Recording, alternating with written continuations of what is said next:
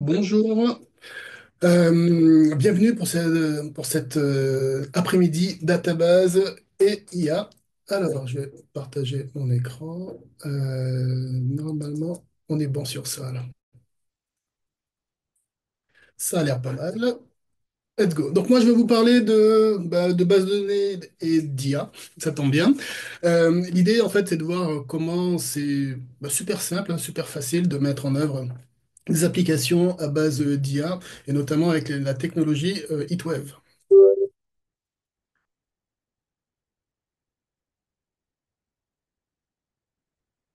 Ok, alors une petite présentation rapidement. Je m'appelle Olivier Dasini. Je suis dans l'écosystème données depuis pas mal d'années maintenant. La présentation que je vais vous faire aujourd'hui est basée sur trois articles, essentiellement basée sur trois articles que j'ai postés il y a quelques semaines sur mon blog, dasini.net/blog/en. Donc voilà, pour plus de détails, n'hésitez pas à y aller. Et puis sinon, ben, n'hésitez pas à vous connecter sur LinkedIn si vous voulez, avec grand plaisir. Entrons dans le vif du sujet. Alors, en introduction, je vais vous parler un petit peu de la recherche, en fait, des moteurs de recherche, comment on fait de la recherche. Donc, comme vous le savez très certainement, la recherche, traditionnellement, le SQL, hein, c'est une bonne façon. Les données étant très souvent stockées dans une base de données, pour aller rechercher ces données-là, on a un langage qui est super puissant et relativement simple ou pas à manipuler, qui s'appelle le SQL. Et typiquement, voilà, un select from où sont stockées mes données avec une closeware qui va bien. Et c'est une façon assez efficace et assez simple d'aller récupérer de la donnée. Alors là, ça marche plutôt bien. Ça marche. Alors, ça implique quand même en amont, alors déjà d'avoir de la donnée structurée, pardon, et en amont de penser un peu. L'idée, c'est étant de savoir ce que je veux chercher et de structurer, mettre en place une structure pour pouvoir récupérer. Donc, ce que je veux chercher. Donc, typiquement, là, je cherchais les titres de mes articles qui parlent d'HeatWave et d'intelligence artificielle. Donc, en amont, dans mon architecture, j'ai des catégories, différentes catégories, j'ai des taggings et tout, etc. Donc, ça demande quand même du travail, en amont, mais ça fonctionne. Une autre façon de faire de la recherche toujours en SQL, c'est la recherche full text ou plein texte. L'idée étant, alors toujours à base de requêtes, toujours être sur des données structurées. La syntaxe est un petit peu différente. L'idée du full text, c'est que c'est plus performant, enfin, notamment avec des grosses volumétries. Mais on reste quand même sur de la recherche avec mots-clés. Alors, ceci dit, si on rentre un petit peu plus dans les détails, il y a une certaine flexibilité que nous amène la recherche full text, où je peux avoir des recherches un peu fuzzy search, pas forcément toujours chercher le mot, comment dire, le mot exact en fait, hein. Je peux avoir un début de sémantique. Mais ça reste quand même limité. Là, l'idée en fait de cette présentation-là, c'est de voir comment on peut utiliser l'IA dans ce contexte-là, hein, pour faire de la recherche dite sémantique. L'idée étant si je sais exactement ce que je veux chercher, c'est très bien, mais je peux également être dans le flou, plus ou moins total, et quand même avoir quelque chose.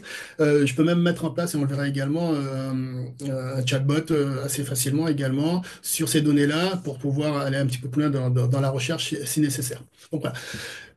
Donc, du coup, on va utiliser on va parler de modèles, de large language models, on va parler de modèles embeddings, on va parler de RAG également, Retrieval Augmented Generation. Donc là, l'idée étant de pouvoir de mettre en place cette recherche dans un contexte, on va dire, familier avec nos propres données. D'où la notion de RAG, hein. Pensez, je sais pas, un intranet par exemple ou ce genre de choses-là. Et pour ce faire, on va faire tout ça avec une fonctionnalité, un outil qui s'appelle HeatWave et plus précisément la fonctionnalité Generate d'HeatWave. Alors, qu'est-ce que c'est HeatWave? Si vous connaissez MySQL, je pense que beaucoup d'entre vous connaissent MySQL, vous allez voir, il y a une filiation assez forte entre HeatWave et MySQL. Alors, si je remonte un petit peu dans le temps, on a donc le SGBDR MySQL, qui est le SGBDR le plus utilisé au monde, ok, avec une version communautaire, GPL v2. Donc ça, c'est la version communautaire. On a au-dessus, enfin, on a en plus une version entreprise, donc qui est la version communautaire avec du service, hein, avec de l'outil supplémentaire. Et on a une version cloud qui est également faite par l'équipe MySQL d'Oracle, hein, qui s'appelle aujourd'hui HeatWave. Ok. Donc HeatWave a plusieurs fonctionnalités, on le verra tout à l'heure, et une des fonctionnalités d'HeatWave, c'est HeatWave MySQL, qui est la version as a service finalement de la version entreprise de MySQL. Donc voilà, là, l'affiliation. Donc aujourd'hui, si vous faites du MySQL, vous pouvez faire du MySQL dans le cloud d'Oracle. La solution s'appelle HeatWave MySQL et c'est le MySQL que vous connaissez hein, pour les applications plutôt typées OLTP. Mais ce site web, en fait, c'est un peu plus que du MySQL. Donc, on peut faire du MySQL, encore une fois, mais les workloads MySQL, mais je peux également faire de l'analytique, donc me servir d'HeatWave comme solution de data warehouse, en fait. Hein. Également faire du lakehouse, donc toujours de l'analytique, mais là, les données sont stockées dans un object storage, et faire de l'intelligence artificielle. C'est ce qu'on va voir aujourd'hui. Pour montrer ça sous un autre format, l'idée c'est ça, c'est que j'ai différentes typologies de données structurées. Pour faire du transactionnel OLTP, donc j'ai la version MySQL d'HeatWave, hein, donc encore une fois c'est le MySQL que vous connaissez. J'ai des données structurées, mais là je suis plutôt dans un contexte analytique, des grosses volumétries, des requêtes complexes. Là, je peux partir sur la partie, enfin, je peux donc faire de l'analytique avec HeatWave en mode data warehouse de l'analytique avec HeatWave en mode lakehouse. Donc là, les données, encore une fois, sont plus forcément stockées dans la base de données, mais stockées dans l'object storage, en mode semi-structuré, par exemple. Et donc faire de l'IA sur mes données structurées ou des données non structurées hein, en mode machine learning, apprentissage automatisé, mais également en mode de generative AI avec de la recherche en langage naturel si nécessaire. L'idée, c'est une plateforme qui permet de faire tout ça, toute la chaîne de valeur, de traiter toute la chaîne de la valorisation de la donnée. Pour avoir une meilleure idée de l'architecture, donc là encore très rapidement, sur la partie gauche de ce schéma-là, on a le MySQL classique. Donc en haut, j'ai un client, je vais taper sur un DB système, un MySQL, et le moteur principal de stockage, le moteur de stockage principal, c'est InnoDB. Donc ça, c'est le MySQL classique. Pour avoir les super pouvoirs dont j'ai parlé juste avant, donc ça, c'est la partie HeatWave. Donc on a un plugin qui est installé sur toutes nos shapes, et l'idée de ce plugin-là, il va donner accès à un autre monde. En gros, voilà, c'est la partie HeatWave Cluster. On peut voir ça, entre autres, hein, comme une sorte de couche de caching, entre guillemets pour accélérer des requêtes et qui a également plusieurs fois, donc pour pouvoir utiliser l'API MySQL dans un contexte big data, grosse volumétrie pour faire de l'analytique et donc aussi pour faire de l'intelligence artificielle comme on l'a dit. Et puis on peut voir également que les données dans ce contexte HeatWave peuvent venir donc du moteur de stockage InnoDB en mode structuré mais également de l'object storage. Donc là, on est plutôt dans un contexte lakehouse où je vais pouvoir lire ces données-là, mais je vais également pouvoir les réécrire. Donc typiquement, si dans un data pipeline, je fais des transformations, que je vais récupérer des données qui viennent de l'object storage ou du format MySQL hein, en mode InnoDB, je vais pouvoir les transformer pardon, dans HeatWave et les réécrire dans l'object storage. Ça, c'est possible. Juste pour fixer un peu les idées hein, de ce que peut apporter la partie clustering d'HeatWave, là on a donc de la requête complexe sur 400 gigas de données. Voilà, donc là sur un MySQL classique, ça va durer à peu près une trentaine de minutes, donc l'histoire de faire une bonne pause et de prendre plusieurs cafés, sans rien changer niveau applicatif. Ce même traitement-là, en fait, dure à peu près 4 secondes. Ok. Donc là, bon, le café, il faut le boire en mode shot un peu plus rapidement. Et vous voyez un petit peu l'idée, c'est ça, c'est entre autres ce qu'apporte la partie HeatWave Clustering. Donc, là, en termes de performance dans un contexte MySQL usage. OK.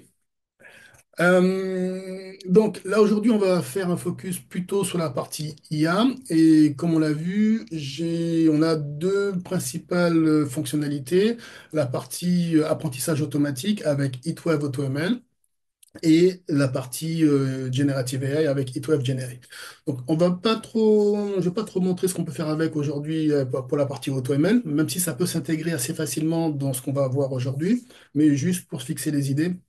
Et ça aurait été dommage de ne pas en parler. L'idée en fait d'AutoML, donc ML pour machine learning, apprentissage automatique, et puis le côté auto en fait est vraiment important. L'idée, le premier mot-clé, c'est easy to use. L'idée, c'est vraiment d'avoir un service où je vais pouvoir facilement mettre en place, créer un modèle de machine learning et pouvoir l'utiliser. Si j'ai des compétences adéquates de data scientist, c'est très bien. Je vais pouvoir fine-tuner comment dire, le modèle et tout, etc. Et si j'ai pas de compétences, ben, ça passe également parce que j'ai le côté auto qui va faire quasiment tout pour moi. En fait, ça, c'est vraiment le côté sympa. Donc, ça va me permettre de créer un modèle optimisé en fait, hein, tout simplement. Et avec ce modèle-là, je vais pouvoir faire des prédictions et je peux même également demander au modèle de m'expliquer pourquoi il a fait tel ou tel choix. L'idée de l'auto-ML, encore une fois, c'est vraiment, le mot-clé, c'est vraiment auto, hein, c'est vraiment de faciliter et d'automatiser toute la phase de création du modèle. Donc, concrètement, ça veut dire quoi? Je lui apporte mes données les plus pertinentes possibles, évidemment, ça, le modèle, enfin, AutoML peut rien faire à ce niveau-là. Et puis, lui, il va se charger des différentes tâches. OK, il va prendre les données, pre-processing, la sélection de l'algorithme, etc., etc. Donc, faire tout ce que le data scientist doit faire, en fait, tout simplement, c'est fait automatiquement.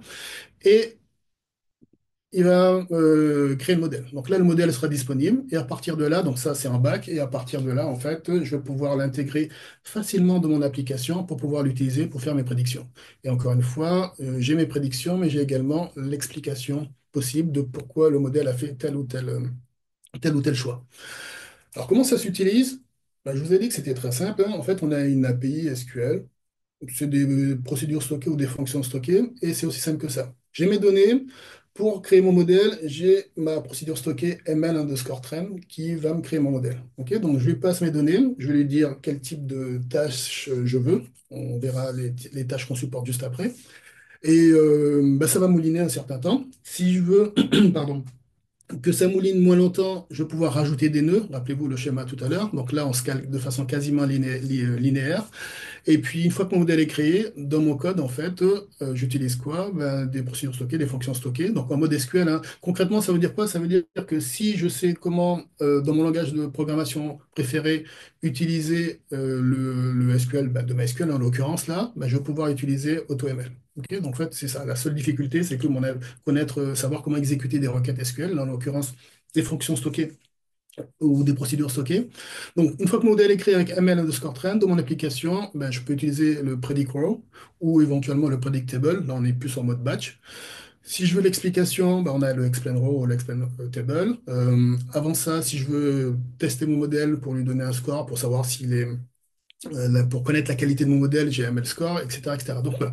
Je vais interagir en fait avec, enfin, dans mon workflow, je vais interagir qu'avec cette API SQL. Pas besoin, pour le dire encore autrement, pas besoin de savoir coder en Python, en R ou autre chose, pas besoin de sortir des données extérieures, etc. Toutes mes données sont dans mon service site web. Je fais la création de mon modèle dans mon service site web et je peux le consommer tout simplement également.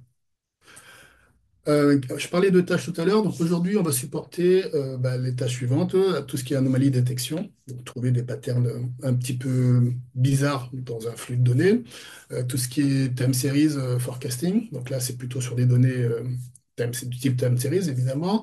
On prend également en compte tout ce qui est régression, donc pour voilà, prédire des nombres en fait on va dire. Système de recommandation, donc ça, je pense que c'est assez clair pour tout le monde, hein, assez pratique pour tout ce qui est bah, notamment site web et tout, etc. L'idée, c'est que tel client a acheté telle chose, donc les clients du même profil auront plutôt tendance à acheter ce produit-là, etc. Et puis également la classification. Donc là, pour récapituler, l'idée c'est qu'on a un service en fait, les données restent dans le service, les calculs, la création du modèle, l'utilisation, tout ça reste dans le service. Donc en termes de sécurité, on est plutôt pas mal. Comme on l'a vu, toute la phase de création du modèle est automatisée. C'est performant. Si je veux plus de performance, je rajoute des nœuds. Je peux expliquer pourquoi le modèle a fait tel ou tel choix. Et il va même pouvoir m'expliquer en fait les différentes features du modèle, quelles sont celles qui ont un impact ou pas, etc. Et puis ben voilà, ça fait partie du coût. Il n'y a pas de coût additionnel à ce niveau. Donc ça, c'est la partie AutoML. Encore une fois, on ne va pas trop le voir dans le code qu'on va regarder tout à l'heure. Mais ça se... Comme on a vu, en fait, la philosophie de simplicité qu'on a vue là s'applique également pour la partie GenAI. Et puis l'autre point intéressant, c'est que les deux ne rentrent pas en concurrence. En fait, les deux peuvent se compléter. Typiquement, ce qu'on voit de temps en temps, c'est que je vais utiliser des modèles, enfin, du ML pour préfiltrer des données ou pour sortir des données pertinentes dans une grosse volumétrie de données. Et je vais me servir de ça pour nourrir ma partie GenAI, donc qui va travailler sur moins de données ou des données beaucoup plus pertinentes. Et du coup, bah, j'aurai un résultat beaucoup plus pertinent. Donc les deux, ça lie très bien.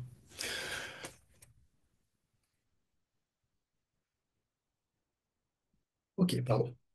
Alors, pour la partie, la fonctionnalité HeatWave GenAI, donc ça, c'est la dernière fonctionnalité qu'on a développée à ce jour. L'idée, c'est, bah, comme son nom semble l'indiquer, hein, pouvoir faire de l'IA générative. Donc pour ça, bon, je pense que c'est clair pour tout le monde aujourd'hui, mais si c'est pas le cas, pensez ChatGPT, Gemini ou autre chose, hein, voilà, je vais pouvoir faire ce type d'action-là. Et on a également donc tout ce qui est, on a également la possibilité de faire du RAG. Et donc pour ce faire, on aura plutôt tendance à vouloir avoir un vector store. Donc on a intégré un vector store également. Et tout, voilà. Et tout le workflow, on va le voir, est automatisé si je veux.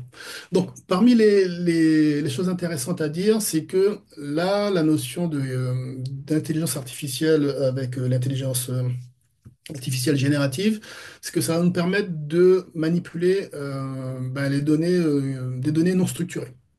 Donc ça change des paradigmes un peu plus anciens. Je vais pouvoir manipuler ces données-là non structurées alors en SQL ou en langage naturel. Donc ça, c'est également, ça rajoute comment dire, une couche en termes de confort d'utilisation. Donc je vais pouvoir parler français, anglais, etc. À mon IA. Donc derrière ça, effectivement, en termes de moteur, on aura des LLM, hein, Large Language Model. On aura également des modèles embedded. Et en termes de tâches, là encore, je pense qu'aujourd'hui c'est devenu familier, mais je vais pouvoir faire de la génération de contenu, des résumés, niveau applicatif, faire de l'analyse de sentiments. Voilà, j'ai des tweets ou j'ai des messages de mes clients. Je vais pouvoir demander à l'IA d'identifier les clients, par exemple, qui sont mécontents pour pouvoir euh, discuter, dialoguer avec eux le plus vite possible, faire du RAG, etc. Donc, en parlant de RAG, ben, du coup, je vais pouvoir enrichir, entre guillemets, les connaissances de mon modèle avec mes données propriétaires. Donc, travailler sur ça. Et puis, comme je l'ai évoqué rapidement tout à l'heure, on a également une possibilité de pouvoir implémenter super facilement en fait un chatbot, hein. Donc, l'idée, c'est que je vais pouvoir discuter bah, soit avec mes LLM classiques ou avec mes LLM qui ont couplé à du RAG, en fait, donc sur mes données, avec la connaissance sur mes données propriétaires, pour pouvoir discuter en langage naturel, en fait. Donc, voilà, un langage naturel, résumé, etc. Ça, on vient d'en parler. OK, alors, comment ça marche? Euh, En fait, ça a l'air facile comme ça, et en fait, on le verra en termes d'implémentation, c'est plutôt simple. Mais il y a évidemment du savoir à faire derrière, et il y a un certain nombre de tâches qu'on doit faire plutôt bien les faire et dans le bon ordre. Donc, la première partie, en fait, notamment si je veux faire du RAG, c'est que je vais apporter mes documents métiers. Donc, ça peut être des PDF, ça peut être du PowerPoint, etc. Donc, j'apporte mes documents métiers, mes documents propriétaires, plus exactement. Je vais devoir analyser les documents, je vais devoir extraire les métadonnées qui vont me servir plus tard à retrouver les informations que je veux. Je vais splitter, découper mon document en plusieurs morceaux. On reviendra sur ça. Je vais devoir choisir un bon modèle, embedding model, pour pouvoir encoder ces documents-là. Les encoder, c'est-à-dire créer un vecteur, hein. Ce vecteur-là, je vais devoir le stocker dans ce qu'on appelle un vecteur database, en fait, hein, tout simplement. Donc, je vais devoir designer ce vecteur-là. Et je vais stocker le vecteur et puis d'autres informations qui vont me servir par la suite dans mon vecteur. Je vais stocker mon vecteur dans mon vecteur database. Donc voilà, j'ai toutes ces étapes-là. Alors ça se fait évidemment, on peut le faire en différents types de langages, et d'ailleurs on va le faire. Mais il faut savoir le faire. Donc ça, c'est une première chose. Et puis la deuxième chose, c'est que donc ça c'est on va dire, en bac, et puis après pour l'exploiter dans mon application, ben, je vais avoir une question qui est en langage naturel. Ok, ben, cette question-là, pareil, je vais devoir l'encoder, hein, parce que tout simplement, et pareil pour le document, les machines préfèrent parler avec des chiffres. Donc j'encode tout ça, ça me fait des grands vecteurs. Pareil, je vais devoir stocker, enfin non, là pour l'occurrence, je n'ai pas besoin de le stocker, mais ce vecteur-là, je vais devoir le comparer avec mon vecteur store et faire ce qu'on appelle de la recherche de similarité. Donc pour ce faire, il faut que je trouve le meilleur algorithme pour faire ma recherche de similarité et récupérer mes données, et il va me récupérer les données qui sont le plus proches de ma requête. Ok, donc voilà, ça c'est le workflow en mode accéléré, mais c'est le workflow pour créer mon vecteur store et pour l'utiliser.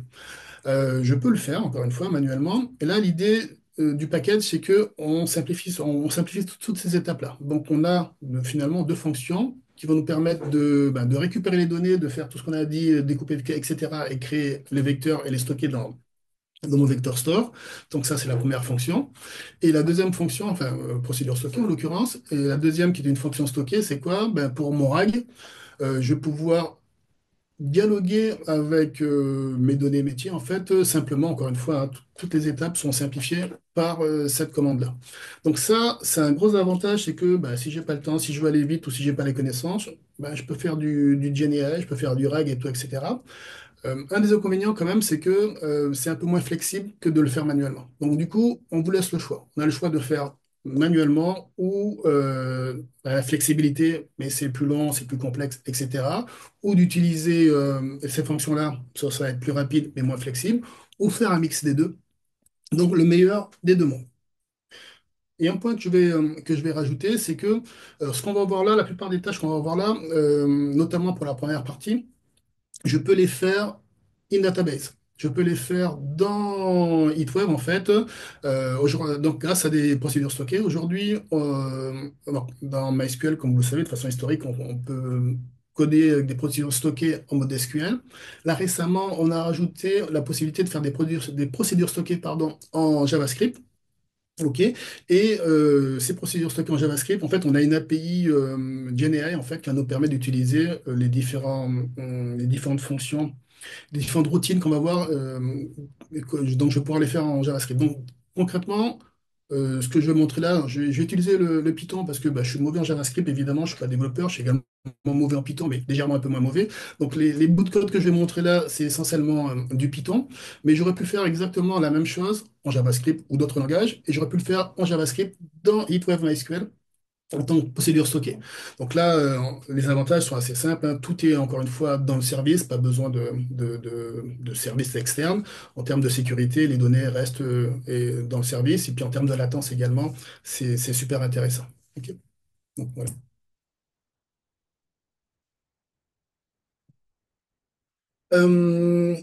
Peut-être juste pour montrer un peu, ah non, j'explique un peu ce qu'on va faire, puis après je vais peut-être montrer un petit peu rapidement à quoi ça peut ressembler. Donc voilà, là, le contexte, en fait, c'est quoi? C'est de se servir de HeatWave GenAI pour développer un moteur de recherche sémantique, donc à base d'IA. J'avais besoin de sources, donc je me suis basé sur mon blog, en fait, où j'ai quand même pas mal de données. Et l'idée, en fait, c'est de rajouter une couche de moteur de recherche sur mon blog pour récupérer les articles pertinents en fonction d'une recherche. Et puis j'ai rajouté également une petite fonctionnalité chatbot en fait, hein, pour pouvoir interagir également avec ces données, les données de mon blog, qui me donnent des informations. Qu'est-ce que j'ai pas dit en tant que contexte? Donc mon blog est basé sur WordPress, donc il y a quelques spécificités par rapport à ça. Ça a une importance pour le design que je vais mettre en place. Parce que là, en fait, j'ai fait deux façons de faire. La façon, on va dire, naturelle qu'on fait ailleurs, on est obligé de le faire ailleurs parce qu'il faut tout faire manuellement. Donc, on peut le faire avec HeatWave. Et puis, une façon qui est beaucoup plus simple finalement, qui utilise un maximum de fonctionnalités HeatWave. Par contre, moins flexible, évidemment. Et du coup, voilà, on va parler de modèles, LLM, embedding model, de vecteurs, etc. Sur ce qu'on a vu jusqu'à présent. Alors, je vais essayer rapidement quelque chose. Hop, hop, hop. Si je le retrouve, preview, est-ce que c'est ça? Je ne sais plus. Euh, Ah non, c'est déjà là. Ok, on peut essayer de faire ça alors. Hop. Ouais, ça marche, c'est magique.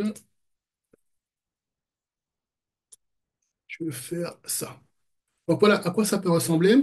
Donc il y a plusieurs versions. C'est lié aux différents articles que j'ai fait sur le sujet. En gros, c'est différents niveaux de recherche avec, le premier, c'est qu'avec les titres, etc., etc. Donc, donc, celui qui nous intéresse, c'est celui-là. Et l'idée, en fait, c'est ça. Donc, j'ai une boîte, en fait, pour me rechercher mes informations. Et par exemple, qu'est-ce que je peux mettre? Voilà. Ça, par exemple, je fais du copier-coller pour aller un peu plus vite, hein. Mais l'idée, voilà, c'est juste de montrer un peu à quoi ça peut ressembler. OK? Donc là, il va taper dans mon vector store qui est basé sur mes articles en fait. Et je vais récupérer par rapport à cette question-là, donc voilà, avec des exemples avec du code sur l'intelligence artificielle, il va récupérer les articles qu'il estime les plus pertinents. Alors, moi qui connais bien mon blog, c'est pas trop mal. Le dernier, c'est pas ça. Alors après, je vais en parler vers la fin si on a le temps. Et il y a différents niveaux de raffinement. Juste ce qu'on va voir, c'est pas forcément suffisant. Alors ça dépend du contexte, mais pour un meilleur résultat, il y a des possibilités de re-ranking et tout, etc. On en parlera un peu si on a le temps. Mais déjà, rapidement, pour un premier jet, c'est déjà pas mal, en fait, ces différents articles-là. J'ai du code Python. OK? Donc ça, c'est pour la partie moteur de recherche. Et puis, on verra également la partie chat, bon, normalement, si je suis dans les clous. Et l'idée, en fait, c'est pour montrer, en fait, que c'est super simple à implémenter, hein. Dans mon code, en gros, j'ai juste cette fonction-là. On en parlera tout à l'heure. Voilà, je lui posais une question. Et donc là, pareil, il va se baser sur mon blog, il va récupérer les différents articles et sortir les informations liées à ces articles-là. Donc, encore une fois, la pertinence va dépendre de la pertinence des données sources, évidemment. Mais là, par exemple, j'ai un article qui parle voilà, de cet événement-là, par exemple, et qui était basé sur la performance et tout, etc. Ce qui est intéressant également, rapidement, c'est que j'ai également la possibilité de faire du follow-up sur les questions. Par exemple, là, je me demande, voilà, donne-moi quelques livres qui te paraissent intéressants pour les devs. Donc là, j'ai un article qui parle de ce livre-là, et j'ai un autre article qui parle de ce livre-là. OK? Euh, et après, je peux faire du follow-up. Par exemple, je peux lui dire, ce livre-là, il a l'air intéressant. Voilà, qu'est-ce que t'en penses? Etc., etc. Il va me sortir ce qu'il en pense, etc., etc. Et puis après, je peux lui dire, OK, est-ce que sur ce livre-là, donc il va savoir que c'est ce livre-là, est-ce que j'ai voilà, des tips sur les performances? Il va me sortir quelque chose. Euh, voilà. Là, en fait, c'était juste une présentation. Donc, dans l'article en question, c'est juste une présentation du livre. Je ne suis pas entré dans les détails. Donc, il n'a évidemment pas l'information, mais c'est ce qu'il me dit de façon polie. OK? Donc, voilà. Encore une fois, l'idée, c'est pas forcément de montrer l'application, c'est de montrer un peu ce que le code qu'on va voir peut servir à faire en version pas forcément très beau. Ok, je reviens sur la presse. On est bien. Alors, pour mettre un petit peu plus de contexte, donc comme je le dis, mon site est basé sur WordPress. Dans WordPress, j'ai une table qui s'appelle WP_post qui contient donc tous les articles. Cette table-là contient pas mal d'informations, un ID, le titre de l'article, comment dire, un extrait de l'article, et j'ai ce qui va m'intéresser fortement ici, c'est le contenu de l'article en fait, où l'article est stocké en HTML. Ok, donc je vais me servir notamment de ça euh, pour la suite. Donc là, un petit exemple rapide. Et oui, et en fait, les posts ont plusieurs types. En fait, donc moi, ce que je veux, c'est les articles qui ont été publiés. Et là, c'est cet article-là spécifiquement. Je vais demander le titre, voilà, etc., etc. Donc, ce que je vais récupérer dans ma première chose, c'est dans ma première étape. Alors, quelles sont les étapes avant de parler de première étape? Donc, en fait, comme on a vu, rappelez-vous les différentes étapes qui peuvent être remplacées par une fonction. Et ça, on verra ça dans la deuxième partie. L'idée, c'est quoi? C'est déjà de mettre en place mon stockage, qu'est-ce que je vais stocker? Donc, j'ai des questions à me poser, je peux tout stocker, alors, c'est pratique parce que j'aurai tout sur place, mais ça va prendre de la place. Ou stocker que les éléments essentiels, ça prend moins de place, mais du coup, je serai peut-être obligé de faire des jointures avec d'autres tables pour avoir le reste des informations. Euh, oh, pardon. Donc après ces articles-là, je vais les récupérer de ma source en fait, hein, donc de mon WordPress. Comme je l'ai dit, les données, les articles en fait sont stockés en mode HTML. Les tags HTML n'apportent, enfin c'est du bruit en fait par rapport à ce que je veux faire comme recherche. Donc j'aurai une notion de nettoyage. Donc là j'ai fait un nettoyage light. En gros j'ai retiré les tags. Je vais splitter les articles comme on l'a vu, avec quelques petites techniques intéressantes, et je vais générer mes embeddings, donc faire coder tout ça en matrice en fait, de nombres, et mettre ça dans mon vector store. Et puis après, la deuxième phase, c'est niveau application, comment je fais pour l'utiliser. Alors, qu'est-ce qu'on a fait? Tac, tac, tac. Donc, j'ai créé une table, voilà, et cette table-là va contenir entre autres euh, l'embedding. OK, donc ça, c'est la vectorisation de mon texte. Le texte, techniquement, j'en ai pas forcément besoin, mais j'aurais pu le récupérer avec l'ID et tout, etc. Mais j'ai le texte, j'ai l'ID du poste pour pouvoir référencer. Donc, lors de ma recherche, j'ai rentré quelque chose, comme vous avez vu, puis j'avais des articles, donc pouvoir référencer l'article. Et puis voilà, ça c'est les informations importantes. Donc là, c'est la partie design, comment je crée ma table qui va stocker mes embeddings. Encore une fois, ce que je disais, c'est que je peux soit mettre plein d'informations, soit juste le minimum. C'est une question d'équilibre entre taille et performance. Donc ma table va ressembler à quelque chose comme ça. Un des champs les plus importants, c'est celui-là. On a un type qui est apparu avec MySQL récemment, qui est le type vecteur, donc qui me permet de stocker mes vecteurs. Ok, donc d'où mon vecteur store ici. J'ai mon texte, j'ai bon, un ID, et puis j'ai surtout l'ID du poste, en fait. Donc ça me permet de faire un lien. Donc j'ai choisi d'avoir un minimum de données dans cette table-là et faire des jointures avec l'autre ou les autres tables quand j'aurai besoin de restituer le résultat. OK. Donc ça, c'était la première étape, design. Deuxième étape, je vais récupérer donc que les articles. Donc dans le W underscore post, j'ai plein de choses. J'ai les articles, j'ai des brouillons, etc., etc. Là, je veux que les articles qui ont été publiés. Donc, une petite requête. Voilà, je récupère ce qui m'intéresse, les articles qui sont publiés. OK, post and publish. Et puis là, la petite astuce, en fait, c'est que bah, ça dépend du contexte, évidemment, et ça dépend des capacités que vous avez. Mais là, l'idée, c'était récupérer tous les articles d'un coup. Ça peut être assez pénible, mais ça peut être assez consommateur et ça pourrait potentiellement tout faire s'écrouler. Donc là, j'ai choisi une notion de pagination, de récupérer tant d'articles voilà, à la suite, en fait. Pas tout récupérer d'un coup. Ça peut être assez embêtant pour le DBA notamment.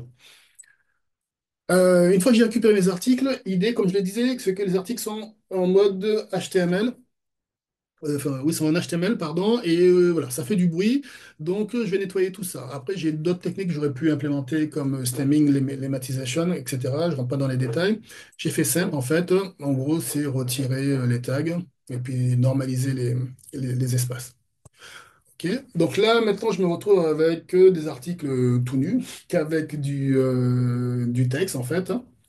C'est bon, j'ai ce que je veux. Maintenant, je vais pouvoir commencer à découper, en fait. L'idée étant que je pourrais faire un vecteur sur tout un article, mais ça me donnera en gros la thématique de l'article, mais je vais perdre bah, tous les détails en fait. Donc là, l'idée, c'est de découper. Alors, la complexité, c'est de savoir, je découpe de quelle quantité en fait. Il y a plusieurs choses à prendre en compte. Pour faire simple, l'idée, c'est une histoire on va dire de sens en fait, hein. Si mes chunks, mes bouts sont trop gros, ben, je vais perdre en détail. Donc il y a des choses, des informations que je vais perdre. Si c'est trop petit, je vais perdre en cohérence totale. Donc il faut trouver la bonne size, en fait, la bonne taille, pardon, pour découper mon article. Donc là, il n'y a pas de recette magique, hein. Ça dépend du contexte, et il faut faire des essais. Donc là, je suis parti sur un nombre de mots et j'ai dit, voilà, tous les 1500 mots, tu coupes. Et je suis parti également sur du overlap. L'idée, en fait, c'est de faire des liens entre les différents chunks pour essayer de garder du sens, tout simplement. Donc là, encore une fois, ça dépend vraiment du contexte. Donc je découpe et... tac, tac, est-ce que j'ai pas oublié d'informations intéressantes? Non, c'est bon, on est bon. Je découpe et pour chaque morceau que j'ai découpé, en fait, là maintenant, je vais encoder tout ça. Donc pas encoder, j'entends générer un embedding. Donc par générer un embedding, j'entends générer un vecteur, en fait, un nombre de ce bout de texte-là pour un article donné. Pour ce faire, on a une fonction qui est ML Embedded Row. Voilà, c'est ce que je vais utiliser, tout simplement. Donc pour chacun des morceaux, je fais quoi? Ben, je récupère. Alors là, c'est du Python, donc il y a une petite astuce vector toString pour que Python soit content. Mais dans l'idée, en fait, je récupère mes bouts. J'utilise la fonction fournie par Heatwave pour pouvoir générer mes embeddings, en fait. Et je choisis un modèle embedding. Donc j'ai pris celui-là. Alors c'est important parce que je prends celui-là pour encoder, créer mes vecteurs sur mes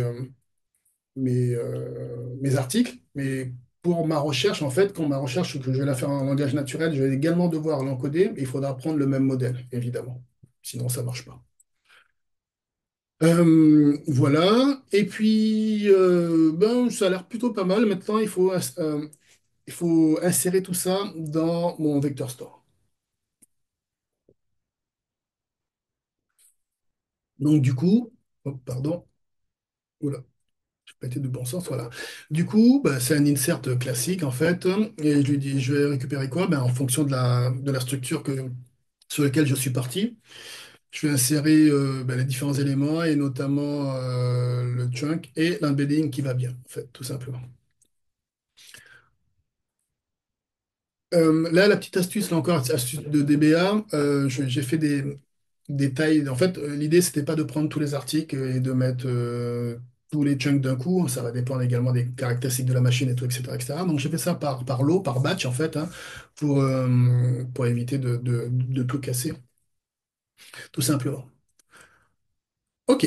Donc là, on a fini la première étape. Donc là, on a un vector store. On a notre information métier qui a été vectorisée et qui est stockée dans mon vector store.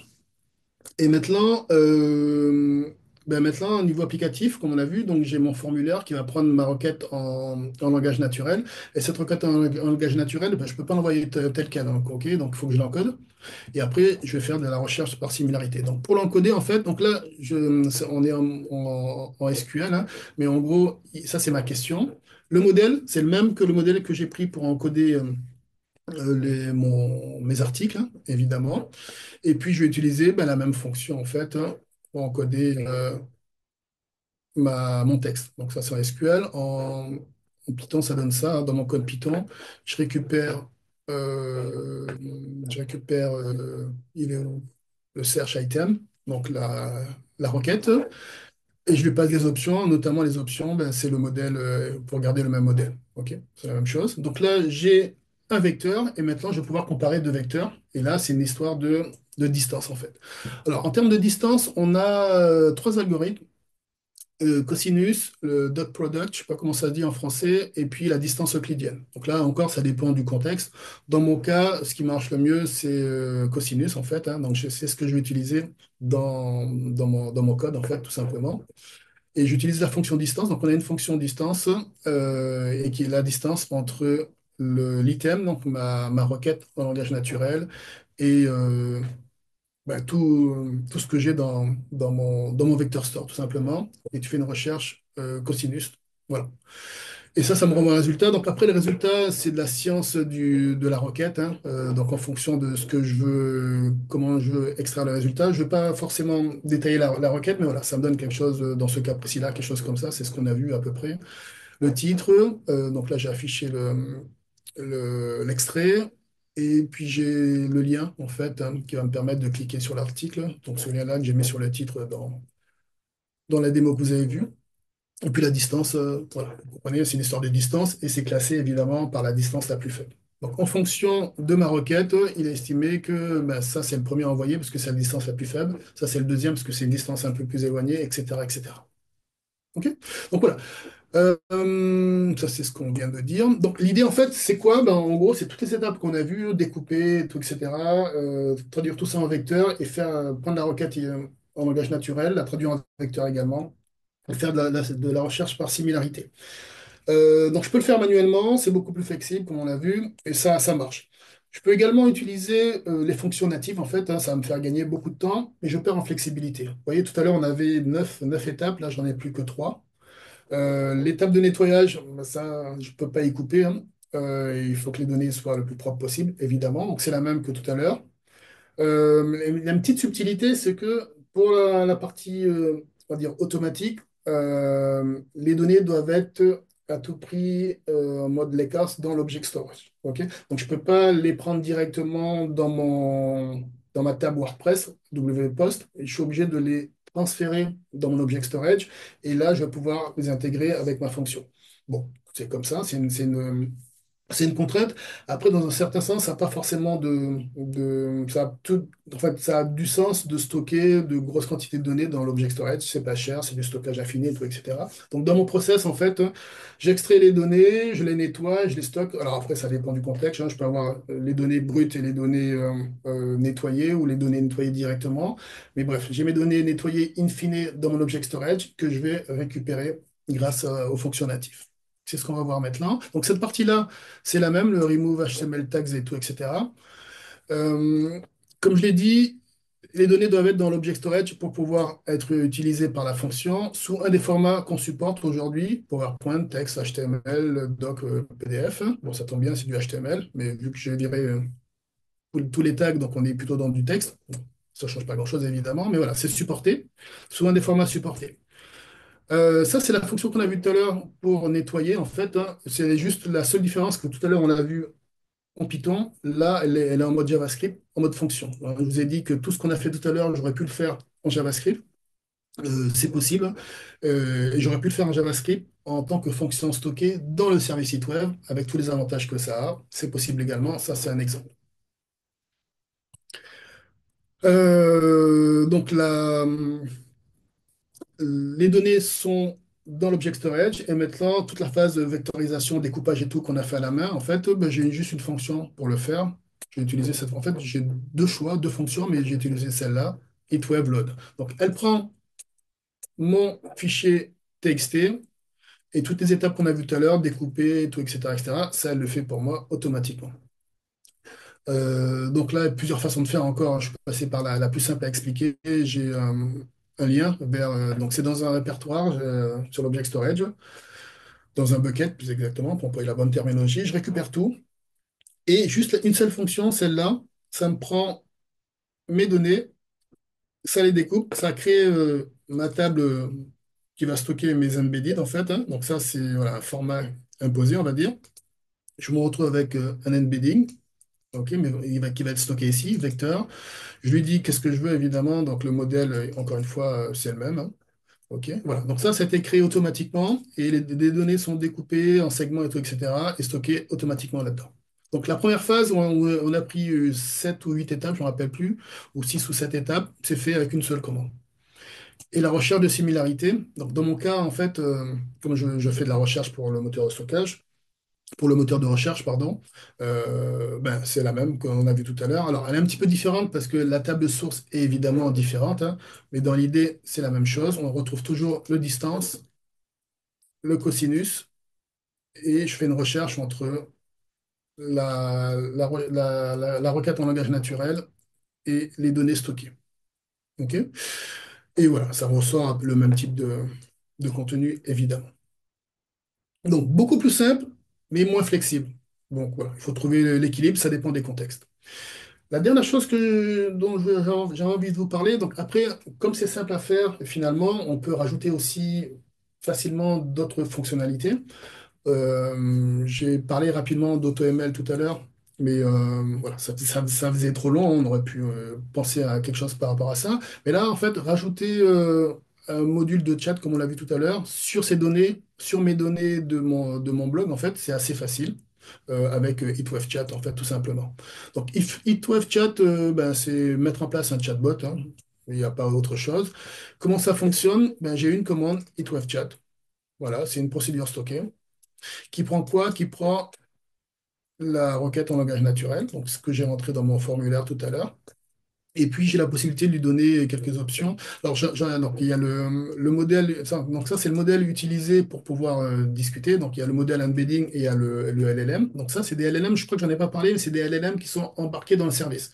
Donc, on n'a pas besoin d'aller de souscrire à des LLM externes. On a Mistral et du Llama. Alors, c'est des petites LLM, mais embarquées dans le service. Si pour des raisons X ou Y, ces LLM-là ne sont pas suffisantes ou ne vous plaisent pas, il y a toujours la possibilité d'utiliser des LLM externes, notamment celles qui font partie de OCI Generative AI, qui sont un peu plus grosses et tout, etc. Mais ça reste le même workflow. Mais en tout cas, par défaut, j'ai la possibilité d'utiliser des LLM embarqué dans le service, en fait, tout simplement. Et c'est ce que j'ai fait là. J'ai d'autres options, pardon, que j'ai pas précisé, mais j'ai température, top K, top Pi, etc., etc. Là, l'idée, alors je vais juste parler de température parce que je l'ai mis là, hein. L'idée, en fait, c'est le degré de créativité dans la réponse. Là, j'ai mis température zéro, donc donne-moi la réponse la plus factuelle possible. Sois pas créatif. Et avec des valeurs de température beaucoup plus élevées, il peut se mettre on va dire, il va laisser son esprit, voilà, il peut se mettre à divaguer ou sortir des choses qui sont pas forcément très très vraies, ou on est plus prompt à l'hallucination, je dirais. Donc ça dépend du contexte. Là, c'est pas de la poésie, je pose des questions simples et je veux des réponses les plus pertinentes possibles. Donc j'ai mis la température la plus basse possible. Voilà. Donc là, j'ai la possibilité de faire du setup. J'ai également, avec cette variable-là, la possibilité de récupérer l'historique, en fait. Et c'est ce que je disais tout à l'heure. Je pouvais faire du follow-up. J'ai posé une question et rebondir sur la question que j'ai posée, etc. Ça parce que les informations qui ont été échangées avec l'IA, en fait, sont stockées dans cette variable-là, en format JSON. Donc, dans mon application, j'ai récupéré ces informations-là. Et du coup, ça lui sert de mémoire, en fait, à notre discussion. Donc c'est assez intéressant également. Alors, dans l'exemple, j'ai posé des questions en anglais. Il est polyglotte en fait, hein. J'aurais pu poser des questions en français également. Sachant que sur mon blog, j'ai des articles en français et en anglais aussi. Euh, voilà. Et puis, ben, en utilisation SQL, en fait, dans le code, hein, encore une fois, j'ai juste ça à utiliser. Ma question que j'ai récupérée, et puis ça, c'est la réponse. Voilà, je suis arrivé au bout, dans les temps. Mais s'il fallait résumer ce qu'on a vu, on travaille, on essaie de proposer un service qui soit le plus simple possible, c'est-à-dire simple pour les gens qui n'ont pas forcément toutes les compétences nécessaires en IA aujourd'hui, qui n'ont pas forcément le temps, voilà, d'approfondir, mais suffisamment flexible pour que ceux qui ont un peu plus de connaissances puissent fine-tuner, en fait, rajouter voilà, leur expertise dedans, que ce soit pour la partie IA générative, comme on vient de voir, mais également pour la partie apprentissage automatique. Automatisation, effectivement, on essaie d'automatiser le plus de tâches possible. Encore une fois, c'est toujours l'équilibre entre enfin, flexibilité et rapidité, on va dire. Et puis, on est super, super agressif en termes de tarifs. Donc, voilà, on est très compétitif. Quelques ressources. Comme je l'ai dit, vous allez trouver pas mal de détails, enfin plus de détails. J'ai écrit une série d'articles en trois parties. Je pense que je vais écrire une quatrième partie sur ce qu'on vient de faire.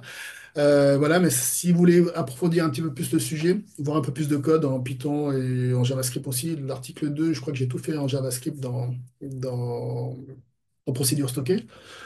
Et puis d'autres possibilités d'utilisation d'HeatWave, alors GenAI, mais également AutoML, donc pas mal d'articles sur ce sujet-là. Voilà, ça peut vous donner des idées et puis voir, avoir une meilleure, peut-être une meilleure compréhension de la philosophie. Encore une fois, on essaie de faire des choses le plus simple possible. Ok, merci à tous. Il me reste ouais, 1 ou 2 minutes. Je regarde s'il y a des questions. Si vous avez des questions, bah, c'est maintenant, jamais. Enfin, c'est maintenant et ou plus tard. Euh, Est-ce qu'on peut utiliser une autre API que l'API MySQL? Bonne question. Elle est très bien, l'API MySQL. Non, la réponse c'est non. J'essaie de retrouver le slide d'architecture. Pour la bonne, excusez-moi, ça doit piquer un peu les yeux.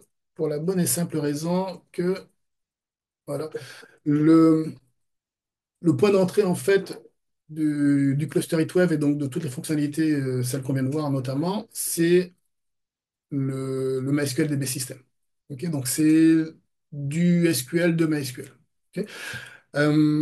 Après, à ma connaissance, aucun SQL, enfin aucun enfin, SQL vendor, je vais le dire comme ça, n'implémente à 100% enfin à ma connaissance, hein, je peux me tromper, la norme SQL, la dernière en tout cas, mais on reste assez proche. On a quand même pas mal bossé, on reste assez proche, alors peut-être pas de la toute dernière, quoi, mais voilà, ça reste du SQL euh, assez propre, on va dire.